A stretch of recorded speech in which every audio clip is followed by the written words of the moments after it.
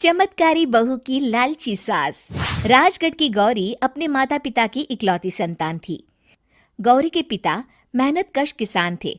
वो सारा दिन खेतों में काम करते। गौरी अपनी माँ का किचन में हाथ बटाती। वो जंगल से लकड़ियाँ बीनती और माँ के चूल्हे में मदद करती। एक दिन वो जंगल में लकड़ी बीनने गई थी कि तभी उसे रोने की आवाज आती है।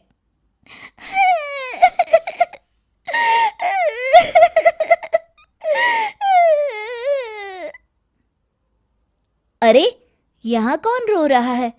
इस जंगल में भला किसी के रोने की आवाज? जरूर कोई जंगल में फंस गया होगा। वो देखती है तो उसे एक परी दिखाई देती है जिसका एक पंख टूटा होता है। अरे, तुम कौन हो और क्यों रो रही हो?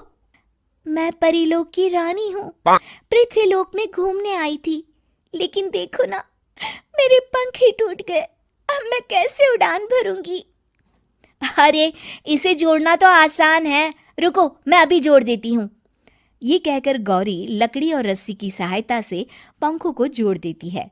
परी अपने जुड़े हुए पंखों को देखकर खुश हो जाती है और गौरी को वरदान देती है कि वो पूर्णिमा की रात किसी भी चीज को हाथ लगाएगी तो वो सोने की हो जाएगी।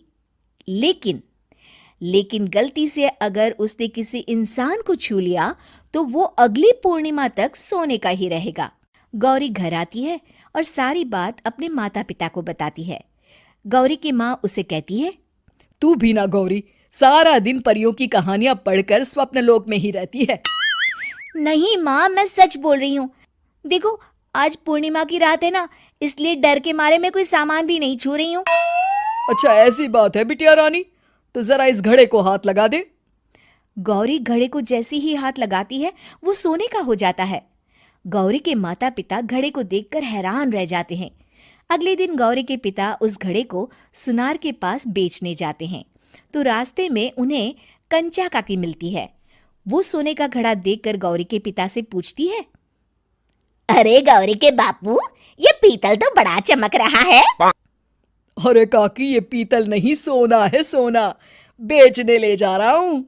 अरे, कहीं कोई लॉटरी लग गई है क्या? इतना सोना? गौरी के पिता काकी को गौरी को परी द्वारा दिए वरदान के बारे में बताते हैं। काकी गौरी के पिता की बात सुनकर सोच में पड़ जाती है और फिर अगले दिन काकी गौरी के घर आती हैं। गौरी के बापू, तुम्हारे लिए मैं एक खुशखबरी लाई हूँ। तभी गौरी की माँ पूछती है, क्या खुशखबरी है काकी? अरे, तुम्हारी बेटी का रिश्ता मैं अपने बेटे से करना चाहती हूँ। अरे, कब तक अपनी सयानी लड़की को घर पर बिठा कर रखोगी? हाँ, देखो काकी, मैं ऐसे ही व्यक्ति से अपनी बेटी की शादी कराऊंगा जो गौरी के वरदान से नहीं, उसके गुणों को समझे। अरे, हमें तो गौरी के गुण अच्छे लगे, इसीलिए तो आ गई हूँ मैं।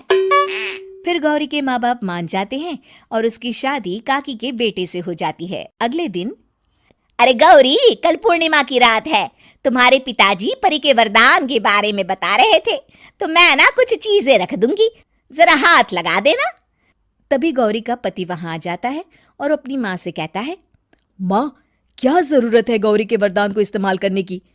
वैसे भी मेरी मेहनत से घर तो चल ही रहा है ना। और गौरी के पिता ने भी यही कहा था कि वो ऐसे ही व्यक्ति से उनकी बेटी की शादी करेंगे जो गौरी के वरदान से नहीं, उसके गुणों को समझे। अरे बस कर किताबी बातें। तेरे लिए क्या लड़कियों की कमी थी जो मैं ये किसान की बेटी घर ले आती? और सुन गौरी, कल अगर तूने सारी चीजों को सोने का नहीं किया तो मैं तुझे घर से निकाल दूंगी और अपने बेटे की दूसरी शादी करवा दूंगी, समझी? इतना कहकर गौरी की सास वहां से चली जाती है। अगली पूर्णिमा की रात गौरी की सास गौरी के सामने ढेर सारे बर्तन रख देती है और कहती है, जल्दी कर गौरी, रात खत्म हो जाएगी। जल्दी जल्दी इन सारे बर्तनों को हाथ लगाकर सोने का कर दे। गौरी करती भी तो क्या, वो जैसे ही एक छोटे से बर्तन को छूने वाली होती है कि उसकी सास भड़क जाती है। क्या मजाक बना रखा है? इतने छोटे से बर्तन में क्या होगा? ये ले, ये बड़ा वाला बर्तन। जैसे ही बड़ा सा बर्तन लेकर गौरी की सास उसकी तरफ बढ़ती है, वैसे ही बर्तन के बाहर से वो धड़ाम से गिर जाती है। सास को गिरा देख गौरी उन्हें संभालने दौड़ती है और वो सास को हाथ लगाकर कहती है, अरे सासू माँ, क्या हो गया आपको? कहीं चोट तो नहीं लगी ना? लेकिन जैसे ही वो हाथ सास से हटाती है तो देखती है कि उसकी सास सोने की हो गई है। गौरी सोनी की सास को देखकर रोने लगती है और अपने पति से कहती है, मुझे परी ने कहा था कि अगर मैं किसी इंसान को हाथ लगाती हूँ तो वो अगली पूर्णिमा तक सोने का ही रहेगा। अब मैं क्या करूँ? अरे करना क्या है, माँ को उठाकर अलमारी में रख दो। और हाँ, लालच का फल बुरा ही होता है। ज्यादा बड़े बर्तन को सोने का बनाने के चक्कर में माँ का ये हाल हुआ है। ये कहकर वो दोनों माँ की तरफ देखने लगते हैं।